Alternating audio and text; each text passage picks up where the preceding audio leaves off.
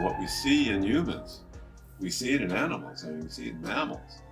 Again, he appeared just like how you would expect Diddy to appear for a hearing. After the psychologist felt that he was no longer a threat to himself. What happens when the man who built an empire on fame, fortune, and firepower finds himself entangled in the very systems he once effortlessly outmaneuvered? Diddy Combs had a challenging Christmas this year, spending his first holiday season away from family. Sources indicate that the 55-year-old rapper experienced a meltdown while incarcerated at the Metropolitan Detention Center in Brooklyn, New York, where he was taken for observation due to mental instability.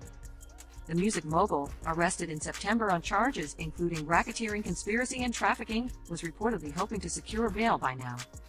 Spending the holidays behind bars was a nightmare for him, an insider told The Sun, noting that Combs managed to regain composure through meditation and deep breathing, although it took several hours to calm himself. Behind the bars of one of America's most infamous detention centers, whispers swirl.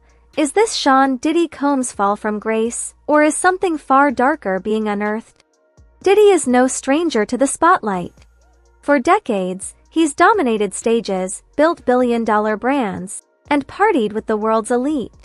The man who gave us timeless hits like I'll Be Missing You and Bad Boy for Life crafted an image of untouchable opulence and unstoppable success. What makes it worse is the food. Mostly everything is stale food, it's old food that's donated by other people that they wrap up or they cook for you. Mostly everything they have is full of not roaches and the giant cockroaches. You know, you can smell the mold, you can smell the rot, you can smell the jail that it needs to be rebuilt. It needs help. I don't think anyone should be in that particular jail. There are lots of different people inside that jail. We know that there's a wing that houses high-profile prisoners. R. Kelly, Ghislaine Maxwell, now P. Diddy's in there. Are you aware of the high-profile prisoners? Do you have any interaction with them? I don't have any, and we never had interaction with high-profile prisoners at all. And one of the main reasons that a lot of people know about the Metropolitan Detention Center was because it made headlines in 2019. And one of the issues they had was keeping their prison population warm. And it gets extremely cold in Brooklyn. Well, in 2019, something went wrong. They had a power outage. They didn't have any water. They didn't have any lights. They didn't have any heat. And the mayor tried to the city council tried to bring over blankets, and the warden wouldn't accept it. They were banging. My brother called me from a cell phone that was not supposed to be there. And he cried. He said, listen, I think I'm gonna die in here. So I panicked. I said, what the hell do you mean? You having problems with a prisoner? Do I have to, call a lawyer or what can I do? He said, no, I'm gonna freeze to death. I said, freeze? He said, yeah, we don't have no water. So I called the news station and made a whole big show. And I went down there and I, had to do something about it, not just for my brother, but for anybody. He was telling me that he thought his roommate was gonna die because his feet was turning purple. They didn't give my brother his medication. No gas, no lights, no water, no heat. For someone like Diddy, accustomed to a life of five-star luxury, adjusting to the harsh realities of MDC's stark environment is nothing short of jarring. Conditions inside of the Metropolitan Detention Center in Brooklyn during a 7-day power outage that caused protest and outrage by elected officials because of the cold temperatures and lack of heat were much worse than initially reported, according to new reporting by the New York Times. The accounts, according to the Times, are based on inmates, their defense lawyers, jail staff, union officials, and lawmakers. The report indicates inmates complained of cold, brackish water that ran from the taps. A client known to swallow razor blades said he had not gotten his psychiatric pills. In another cell, a man lay on bloody sheets. That man had an infection on his leg, according to the Times, that got worse during the blackout. Allegedly, he had been denied antibiotics and Tylenol by jail staff. He was told to wash the wound with soap and water. The warden at the jail, which houses some 1,600 inmates, Mr. Herman Quay, has also been heavily criticized as dismissive and having a lack of urgency by lawmakers, activists, and even his own staff. According to the Times, union officials say Mr. Quay failed to set up an emergency command center or give staff instructions other than to keep inmates locked up. At one point, conditions were so bad that one inmate told his family a correction officer opened his cell door, allowing him into the warmer common area. "I don't know what's going on here," the guard told him, "but this is inhumane." So, what does a day in the life of Diddy look like now? Be food items that would be brought to him, and then obviously he'd be under 24-hour supervision, observation, so to speak. He'll would have had several visits from a psychologist or a clinician coming to check on him at least once every several hours, and having those conversations with him to see how he's feeling, what kind of mood he's in, and then he would have been taken off suicide watch after the psychologist felt that he was no longer a threat to himself, for self-harm rather. Former inmates describe the food as little more than inmate slop. Forget fine dining and imported wines here, even commissary snacks feel like a luxury. And this is a man going from private chefs and food from across the world to a set menu just like any other detainee or inmate. What can you tell us about the food in the commissary in a place like the Federal Detention Center in Brooklyn? It's a difference. That much I can tell you. You're gonna have a lot of starchy foods, cereals. If you get any vegetables at all, they're old, so to speak. They are not fresh. Same fruits and vegetables, no good. A lot of processed food, some rice and beans and muffins and things that generally most people don't like to eat. It's not terribly healthy. And again, the government would say that is a consequence of this process. So certainly it is an adjustment. Most people will lose weight. And it's hard because he can't even really exercise in this environment. There's no outdoor, like I've said before, it's not one of these camps where you can walk around a track. Even in a high security penitentiary like Atlanta, there's going to be a track and outdoors. When you're in a detention center, locked down 23 hours a day, not eating healthy foods or getting your medications, it could test even the strongest person. And again, that's what I would say to him. Your family is watching. There are people, so many are critical of him, I understand, but there are also those that love and support him who are watching. So as crazy as it sounds to some, and I've been called crazy, it's an opportunity to demonstrate leadership, to express to his family. Others have gone through misery and struggle. They have emerged strong, with dignity, with a plan. And as I said earlier, once he embraces a better message, that it's not about him and how miserable his living situation is, but rather people he might have hurt, that's when he can get on the right side and get towards eventually getting out of there, and also a shorter sentence with better messaging. Diddy isn't in the general population, though that doesn't mean things are much better. He's been placed in the special housing unit, a section reserved for high-profile inmates, those needing protective custody, or individuals considered a security risk. When you talk about what we normally call special housing unit, so there's two types of detention in terms of being in special housing. One is administrative detention, and I'll go back to that point here in a second, and then disciplinary segregation.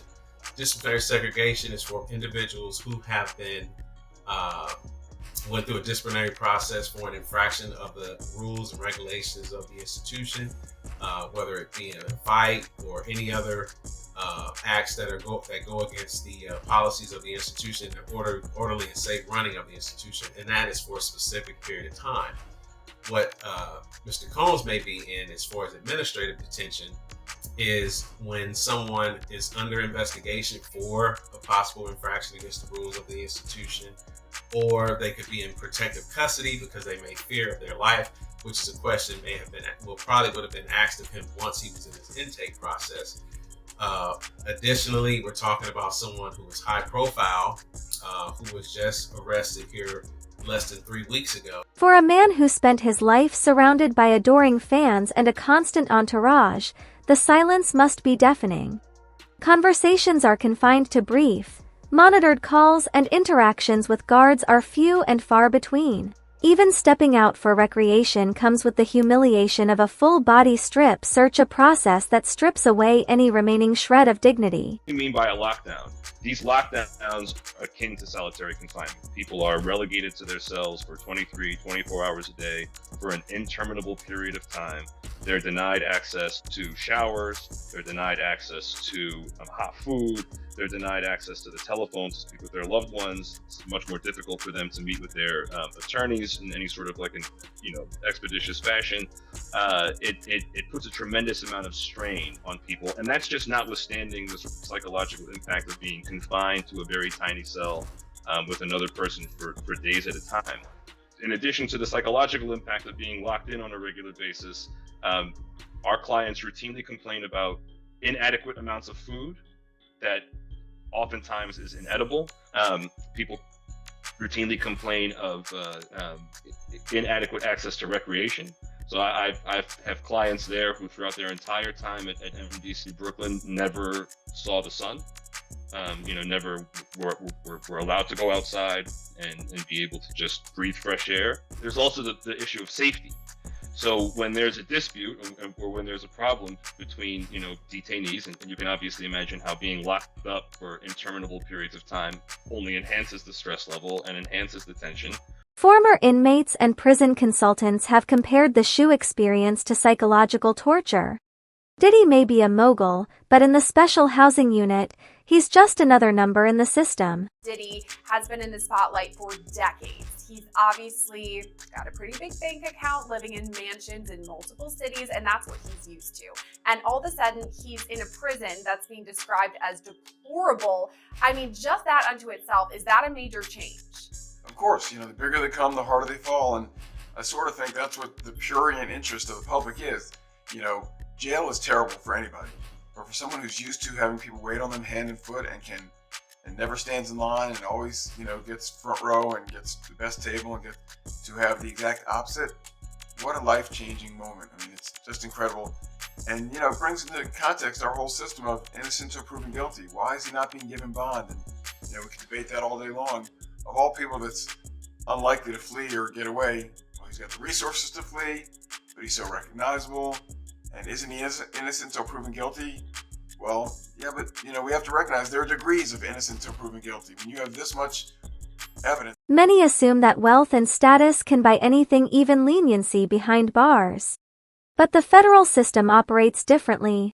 Former inmate Timothy Smith explained that in places like MDC, money and wealth don't count for much. Commissary items are limited, and even access to basic hygiene products. So, it's hard for me to speak to each individual's experience. I'm confident that no matter who you are or where you're being held in MDC Brooklyn, it is an extremely challenging place. And again, what makes it so challenging is that it's like essentially like a black hole. So if you have an emergency medical issue, if your blood sugar is too high and you're a diabetic or you have some sort of a heart attack or a medical emergency, there's absolutely no guarantees that you're going to be receiving medical care. I've heard horror stories from clients where one of their cellmates has collapsed and they're banging on their cell door during a lockdown, begging for a correctional officer to come and intervene, and nobody comes for minutes. And again, I'm not saying that's because people in the MDC Brooklyn don't care. I'm just saying there's not enough of them there. And it shouldn't be the case that while you're awaiting trial on serious federal charges, that you also have to be worried, am I going to make it out of here alive? Or am I going to make it out of here without being, stabbed or beaten? Dealing with a federal criminal case is stressful enough. And having to sort of deal with all the other atmospherics at MDC Brooklyn makes it truly unbearable. Psychologists have extensively studied the effects of solitary confinement, and the results are unsettling. Prolonged isolation can trigger depression, paranoia, and even hallucinations. Solitary confinement is toxic to mental function. There's a particular illness that results from being in solitary confinement. It's a delirium. It's a neuropsychiatric, almost a medical, a neurologic disease.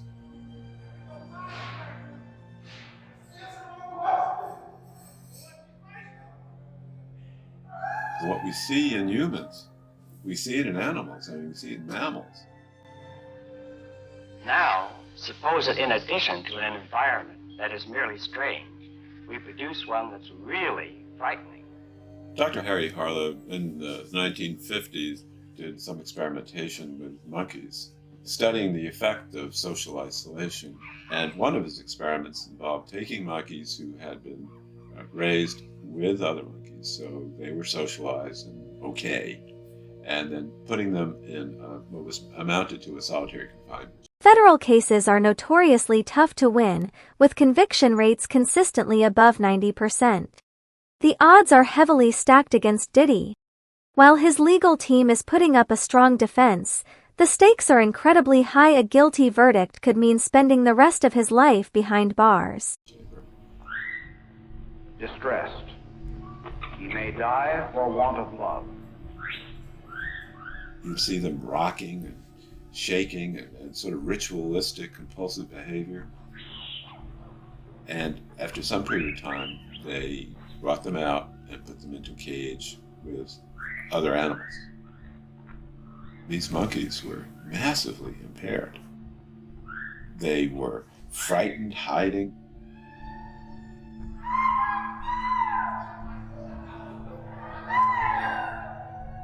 And then they would have sudden aggression, attacking each other.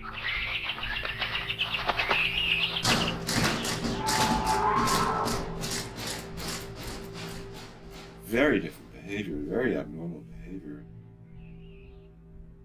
There was no recovery. These animals didn't recover from this. Despite the mounting pressure, insiders suggest that Diddy remains defiant, determined to clear his name.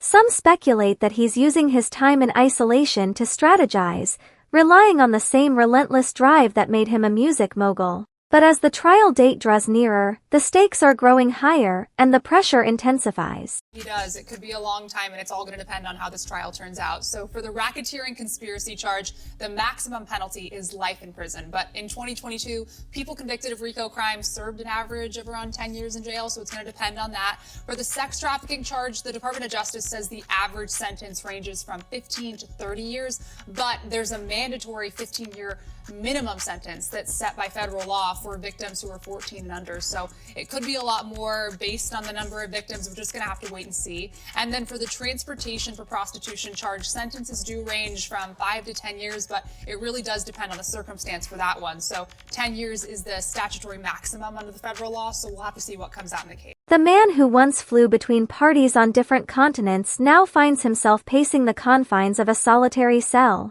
Spends his days pacing the length of a cell. Diddy came inside, it was still that standard issued NBC jumpsuit. He's wearing khaki. From that video of, I think that was obtained by Daily Mail back in September, of Diddy playing hacky sack in Central Park, to now he appeared just astonishingly thinner, which you can expect to be inside a federal detention center for a couple months now. A lot different from the luxury lifestyle that he was living before, but he appeared very noticeably thinner, and maybe being locked up in detention is starting to wear on him. He appeared grayer a little bit as well too, but again, he appeared just like how you would expect Diddy to appear for a hearing. He when he came inside the courtroom, he hugged his attorneys. He especially hugged Anthony Rico. Then he had hugged Alexandra Shapiro as well too, but then he kept kind of looking at the gallery. Now again, this was at a point where Diddy's sons Justin and Christian weren't inside the courtroom just yet, but instead. What's most captivating about Diddy's time behind bars is what it exposes about the systems of fame, power, and justice. As the story continues to unfold, it's clear that his case represents much more than just one individual. It's a reflection of the complexities surrounding wealth, influence, and the American justice system. His fall from the top to the depths of incarceration forces us to confront uncomfortable realities. So, what's your take on the claims about Diddy's life behind bars? Is it as harsh as it sounds, or is the narrative being spun to fit a certain agenda? Share your thoughts in the comments and don't forget to like, subscribe, and hit that notification bell. We're only just scratching the surface.